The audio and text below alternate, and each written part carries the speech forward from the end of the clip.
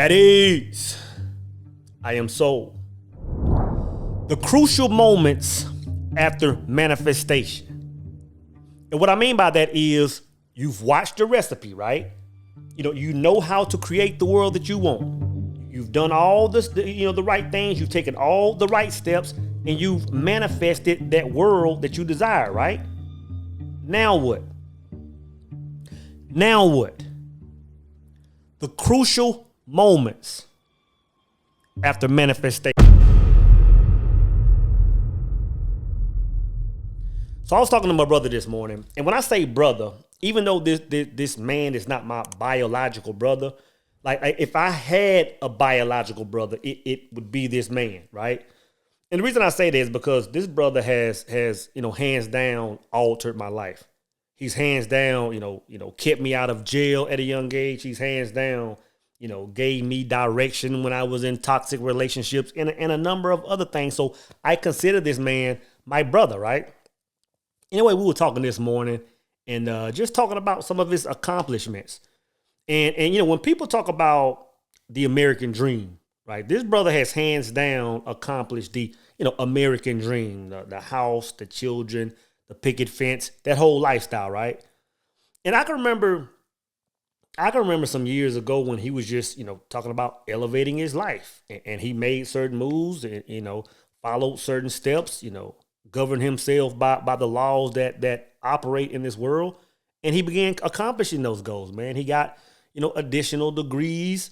He became the top person in his career field. It's like at any moment, 7 days a week, man, this brother can get a call and he's on a flight to go give his expertise in his field, right? And then here recently, man, he started speaking, doing speaking engagements, right? So the brother is all about accomplishment, right? And I was talking to the brother this morning, man, and we were just kind of reflecting on some of these things. And the brother made a comment, almost just like, a statement of gratitude and just really observing his accomplishments. And he said this.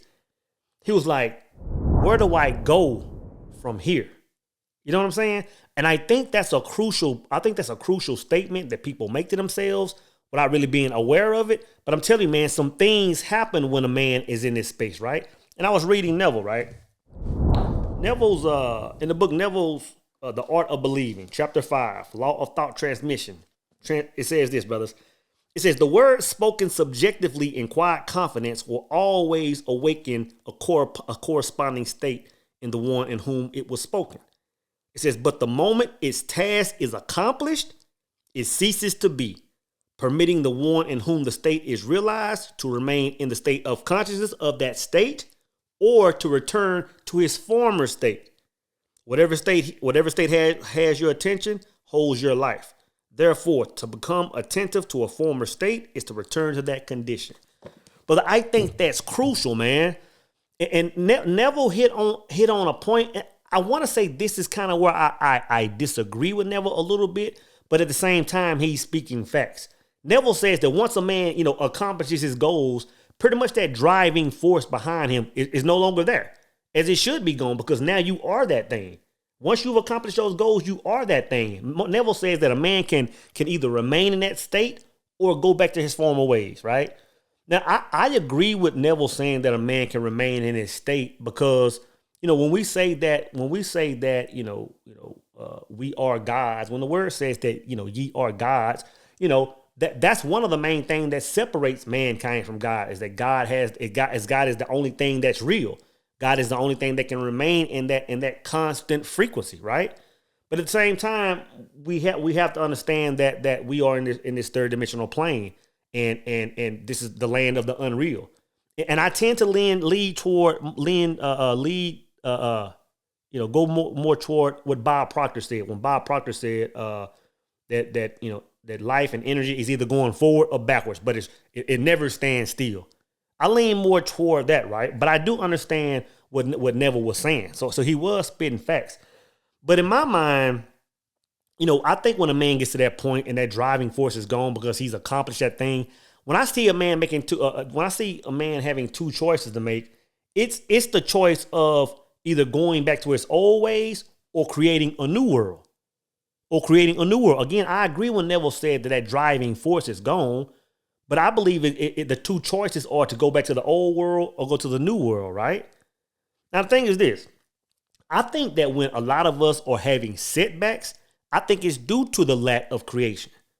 In other words, when you set that financial goal, whether it's, I want to make 6 figures, or I want to make, whatever, that dollar amount is, and you hit that dollar amount, like now that you've hit it, that driving force is gone. So I think a lot of the ebbs and flows that we talk about, like, I won at some point and I fell off. I won at some point, I fell off. I think that reason is because once we hit that goal, we're trying to maintain instead of creating a new world. And like Neville said, once the man hits that goal, it's like he can remain there, but he also has the alternative to go back to that former state. So I think that's what that is, man. Even not even financial, even when we're talking about relationships, right? I think that when a man says, I want this type sister, or when a sister says, I want this type brother, and they find that type brother, it's like, okay, now you have them. Now what? Are you trying to build with them? Are you trying to see the world with them? Are you trying to procreate with them? Now that you have that person, it's like you can't stop right there. Because if not, you're going to go back to your former ways. Whether it's sisters, or whether it's, people back out cheating, back in these streets. It's like you have to be creating new. In my mind, it's hard to remain in that constant state of energy. Because of what we are, who we are, it's all about expanding. You know what I'm saying? It's all about expanding. And you can use that in any area, man. You can say, I'm trying to, elevate and hit a new position at my job on anything. Once you hit that position, it's like, now what? Like Proctor said, nothing remains the same, man. So it's either about expansion or going back to your former state. So the second one is we must be creating. So my brother said, he was like, he was just talking, brother said, where do I go from here? And the thing is, when we talk about the creative process, we really don't go anywhere, because to go somewhere is to proclaim to the universe, proclaim to the God, is to make the statement of where we're not. I'm gonna say that again, man. When we just make the statements like, where do we go from here in any part of our life, financial, relationship, just our personal success, for us to be in the mindsets that we need to go somewhere, is to make the statement of what we are not. So once we hit these milestones, man, we go nowhere. The thing is, we have to go back to our minds and create a new world. Go back to the whole square one process from start to finish, the whole 9, right? And once that image is created, we have to become that.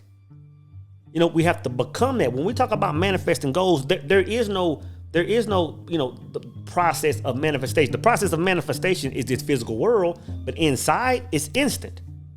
It's instant, man. But yeah, me and my brother had a great conversation this morning, man, about the things he's done, about the things he's going to do, man. So just remember that, man, the crucial moments after manifestation, and everybody will have them. Because whether you're creating something, you're winning, whether you're at a downfall, you have to understand that everything that takes place is a creation by you. But you have to understand, man, that once you've met these goals, you have two choices. You have two choices. You can either go back to your former state, or you can begin to create anew. I said meditation is the cousin of sleep. Sleep is the sister of death, and death is the highest level of consciousness. Now, if this is true, then what does it say about the place that we'll be returning to one day? It says that we're still there. If that's going to be our highest level of consciousness, that must mean that we're still there. Picture a man in his bed sleep, right? Now, he may toss, he may turn, but we're not going to consider that man to be, fully aware until he wakes up, right? Now, the moment he wakes up out of his sleep, we consider that man to be fully conscious of his surroundings, fully conscious of who he is. Now, that's the same thing that's happening in this life, except that death is actually the opening of the eyes.